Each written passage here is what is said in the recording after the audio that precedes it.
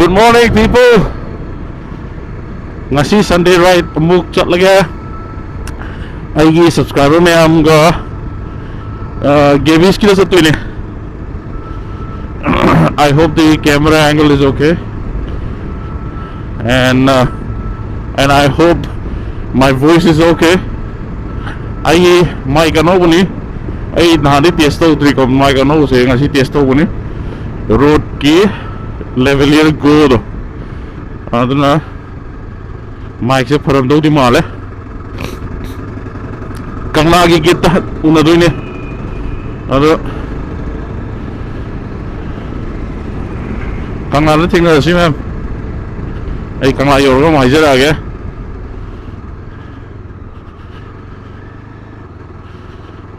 Nungsa di sare am pare weather pare. Okay, let's go.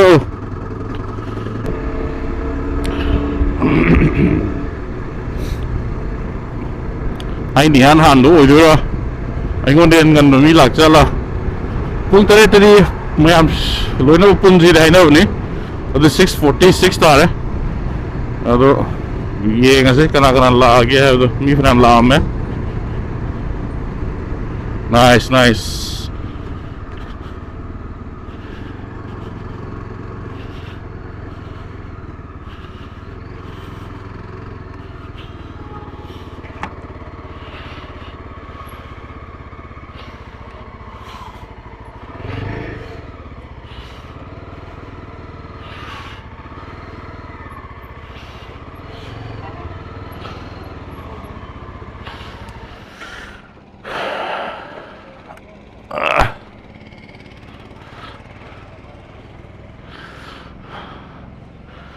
Ay ni yaar hangi kan mune. Morning. Morning.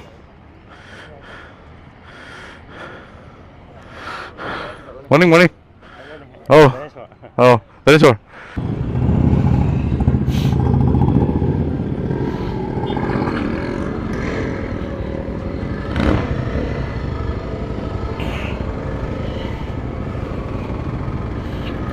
Koi right chat pa ore.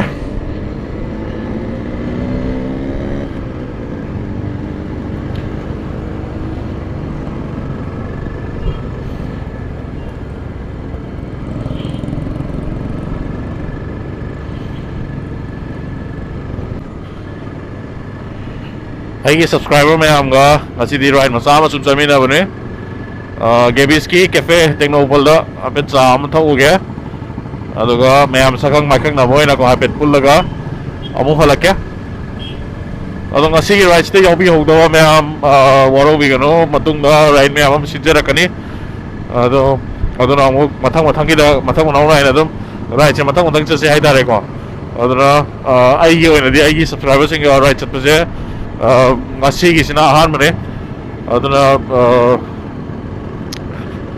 I got so excited oi hai ta ko ai subscriber me ang punna smile samina ko mina ba to buja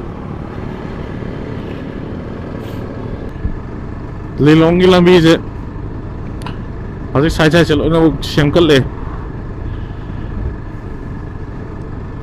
si to ko di loi pa ani bujana nungai ani highway tho ko dei di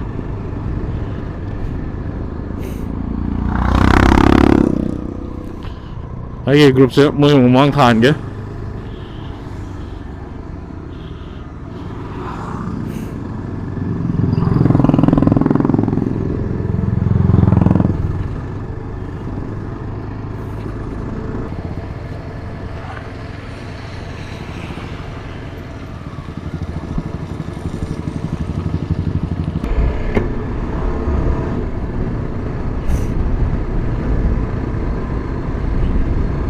Nabi di pesan pae he.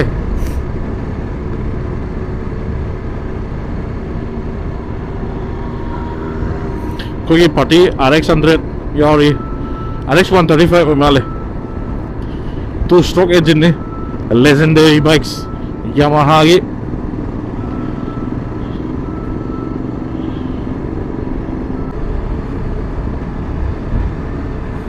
Thamal bazar hi hokdore lambi di fazar hai ti pae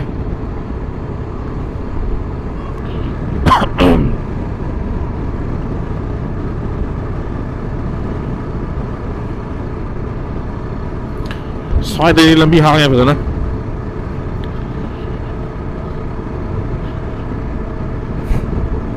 ꯋꯥꯡꯖꯤꯡ ꯌꯧꯔꯝꯗꯥꯏꯒꯤ ꯂꯝꯕꯤꯁꯦ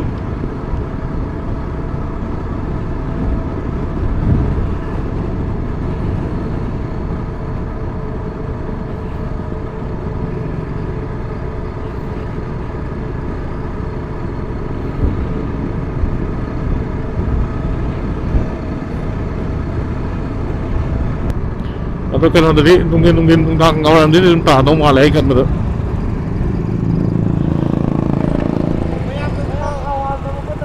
ꯀꯩꯕ ꯊꯥꯎ ꯌꯥꯏꯌꯦ ꯃꯊꯪꯒꯤꯗ ꯈꯥꯝꯃꯁꯦ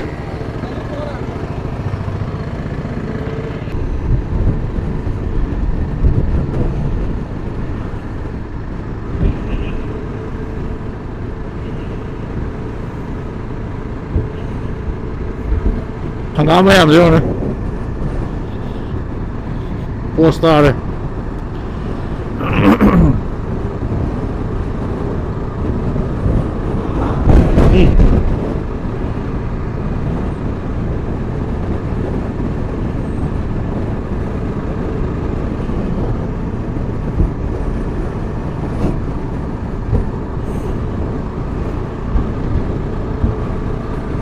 Palen yoksulakadore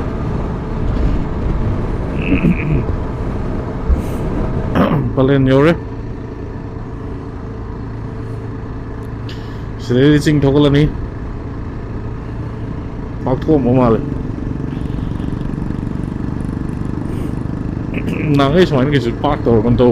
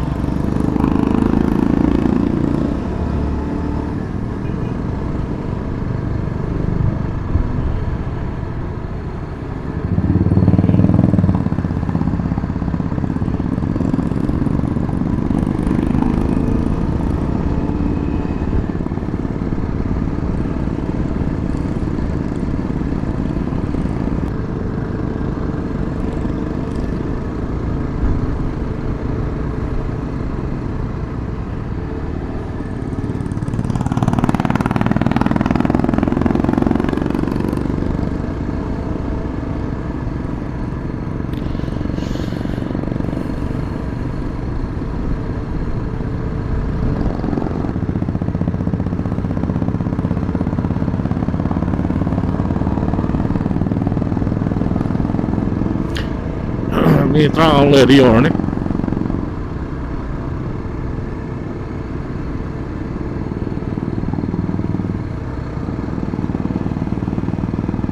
Chepa ka thoning dro je su vai ka thoning dro lambi je to bina thu je ma che khai to ri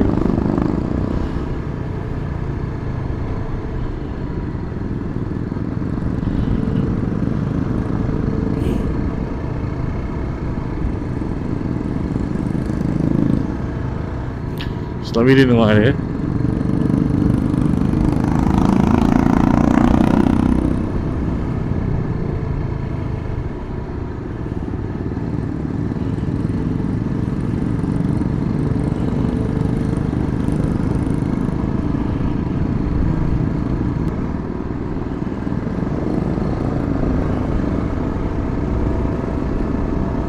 Fazerege no sidi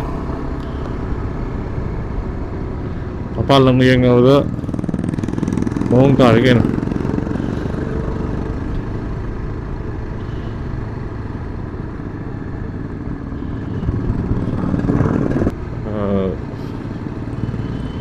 Andro la biju CMI kana Adagi Chiangmai la biju CMI kana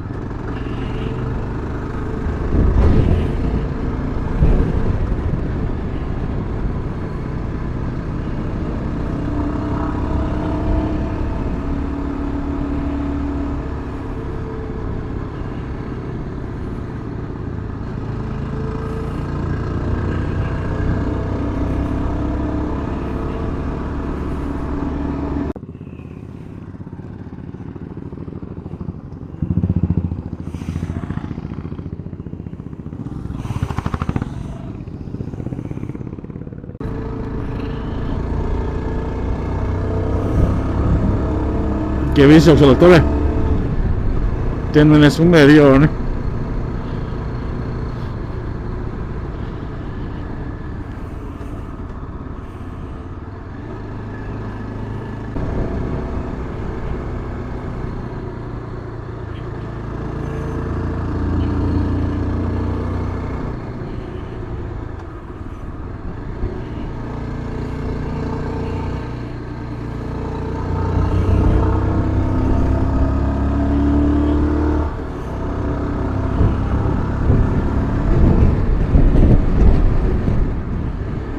눈치 째로 입이네.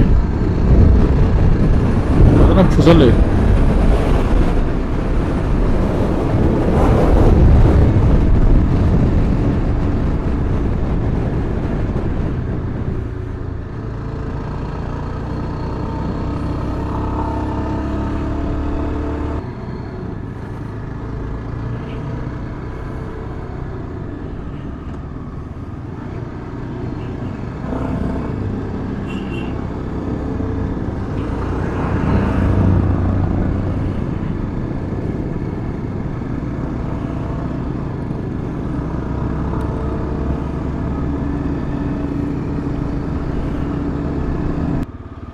Ngoài từ rồi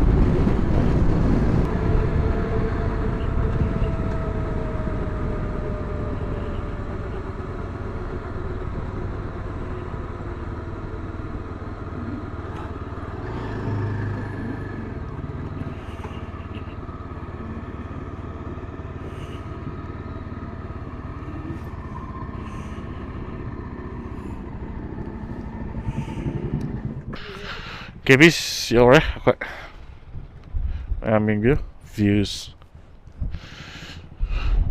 nungsit ku ing TV ni ai party yore loina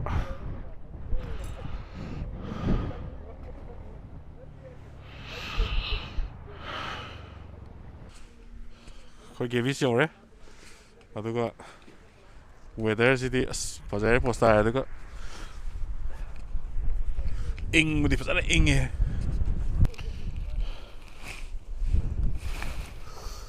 lambi lilong dagina thobal bokti nuai tre lekom pa thue ko adubu kano dagidi wangjing dagidi dum net ki yare postana do ado ching lambi ka do yam phajara memory ko ado phajara nuai ado amuk ai ai riders koi fellow riders me am adagi kano me am introduction am to tawjara kya ma'am welcome back to my channel of the man. Ma'am, like it, subscribe to some views.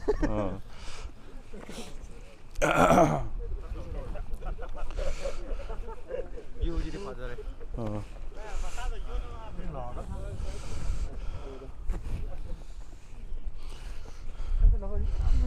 Koi lak mino me am masak untuk ulak kela no.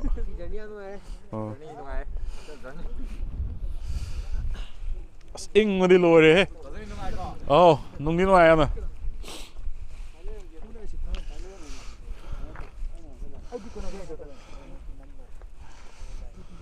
Kalau Gavis Cafe night still ini agar itu sudah red.